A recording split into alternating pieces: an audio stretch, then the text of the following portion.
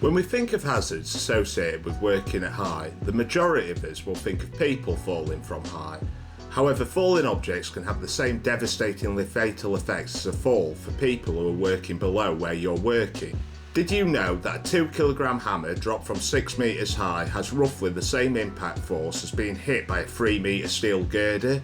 Or that a bolt dropped from 20 metres is roughly equivalent to getting hit by a tumble dryer? In both of these cases, a hard hat will not protect people from falling objects, so we need to put some better measures in place to prevent people working below us from being hit by falling objects. You may think this is an issue purely for the construction companies who use scaffolds and access platforms all the time, but don't click away just yet, as many businesses have mezzanines, fixed platforms around equipment, racking, overhead cranes, or just simple landings on stairs from which objects could fall off and injure someone below. So what can we do to reduce the risk of things falling from high?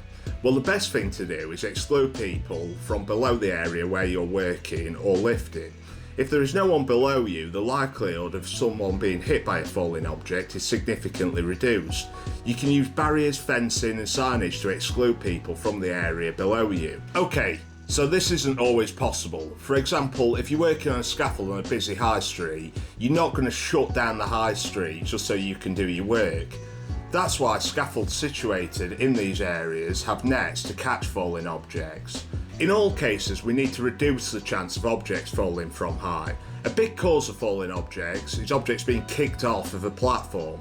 This is why scaffolds and mutes have toe boards or kick plates, and it's important that any platform above ground in your workplace has these too, so make sure that these are in place. Handrails are great for preventing people from falling from a platform, but they don't stop things going over the top, and there's often a pretty sizable gap between handrails which objects can fall through. Planning your workplace layout and positioning things like racking, lay down areas for materials and even tables in a restaurant away from handrails can significantly reduce the chance of things falling through or over these handrails. If a platform has holes or gaps in it, there is a risk of objects falling through these gaps, so make sure that where possible these are blocked up or covered. Sometimes platforms are designed with holes in to prevent other hazards, and blocking these holes isn't an option. In these cases, consider putting measures in place to catch falling objects below your platform, such as a net. If you're working on a ladder or platform where toe boards, filling gaps and nets isn't a practical option, you should consider using tool lanyards which prevent tools from falling even if they're dropped. In these cases, you should always barrier off areas below to exclude people from potential drop zones. Housekeeping is super important in all circumstances, but particularly when working at height. Not only are trips and slips caused by housekeeping potentially more severe when working at height, poor housekeeping increases the chance of tools and materials being kicked off your work platform.